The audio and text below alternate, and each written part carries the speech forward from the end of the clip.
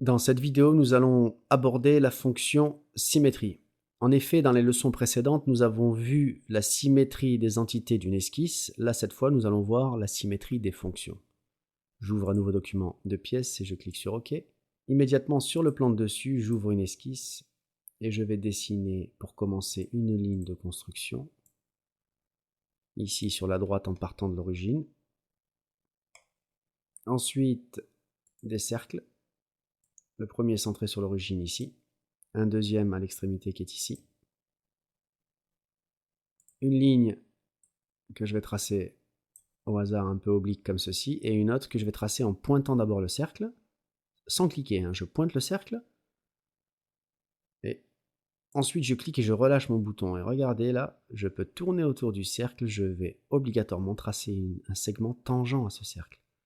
Voilà comment ajouter des relations aussi directement. Je veux également être tangent à ce cercle, donc je viens le pointer sans cliquer pour le moment, et regardez, sans bouger, j'ai automatiquement créé deux relations, comme l'indiquent les deux symboles jaunes à côté de mon pointeur, une coïncidence et une tangence. Si ça me convient, je clique une autre fois. Et là, je ne me suis toujours pas débarrassé, donc double clic. Si j'active ma boîte de relations ici, je clique sur ce cercle et ce segment, je veux qu'il soit tangent. Et je fais pareil sur ce cercle et le même segment, tangent. Je peux ajouter des dimensions avec l'outil cotation intelligente. Le premier, diamètre 30 mm, je valide. Le deuxième ici, je vais mettre 70 mm, je valide. Entre les deux centres ici, un anthrax 100 mm, je valide. Il faudrait peut-être rajouter un autre cercle.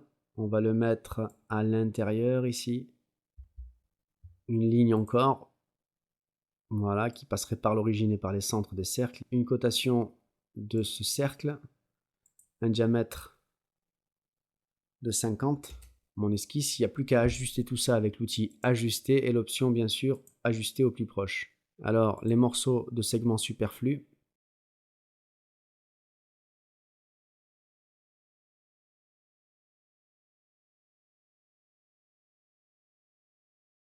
alors attention ici, si je fais un petit zoom fenêtre, vous allez voir que les intersections ne sont pas parfaites. Je le désactive et donc il me reste encore ces deux quarts de cercle. Je valide et je passe en vue isométrique. Voilà ma première esquisse ici. Je peux maintenant activer la fonction base bossage extrudé.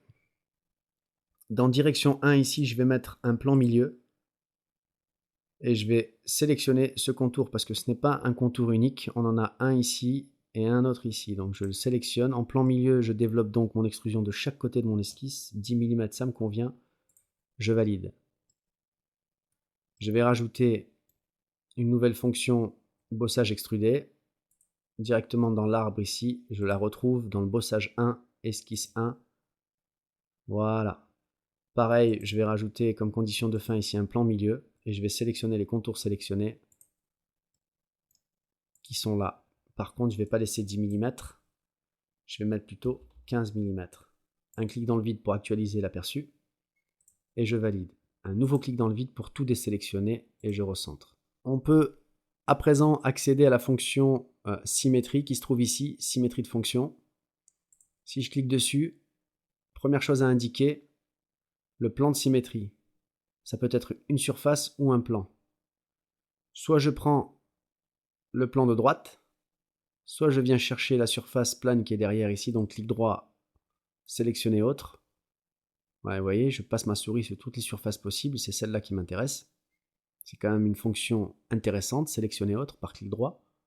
Je sélectionne cette surface. Alors soit je spécifie une fonction à symétriser, je peux symétriser des faces, mais je peux aussi symétriser des corps. Corps m'intéresse ici parce que je peux sélectionner tout le corps. Si je demande un zoom au mieux, voilà, j'ai l'aperçu de ce que je vais obtenir.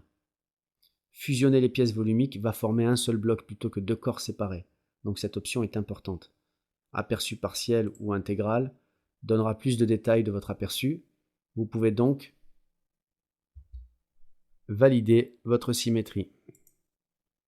Je continue ma modélisation. Cette fois sur le plan de dessus, je clique pour ouvrir une esquisse. Je prends l'outil cercle, je viens pointer cet arc ici pour faire apparaître le centre et ensuite y placer un cercle concentrique. Avec l'outil cotation, ici, je peux coter le diamètre pour contraindre celui-ci définitivement avec une cote de 20. Il est noir, l'esquisse est totalement contrainte. Je peux aller dans les fonctions extrusion de base, indiquer un plan milieu dans la condition de fin, et je vais plutôt rajouter ici une extrusion de 20 mm. Je clique pour actualiser, je regarde, ça me convient, je valide. Encore une dernière esquisse ici. Sur cette surface, je clique, esquisse. La surface étant toujours sélectionnée, je clique sur décaler les entités. Je vais décaler de l'autre côté, donc je clique sur inverser la direction. L'aperçu a disparu, tout simplement parce que la cote de 10 ici est trop importante. Il suffit d'y placer une nouvelle distance, 5 mm, inverser la direction, valider plutôt par ici, et fermer. Ensuite, je peux aller dans mes fonctions enlèvement de matière extrudée. Je vais spécifier tout simplement à travers tout, et je valide. Je vais réactiver une nouvelle fois, j'ai bien un trou à travers tout.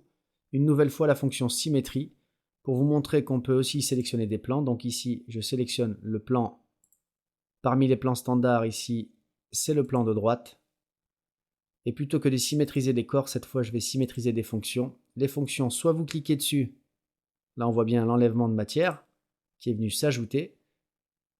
Donc, soit vous cliquez directement sur la pièce, soit vous sélectionnez la fonction dans l'arbre de création ici qui s'est décalé sur la droite.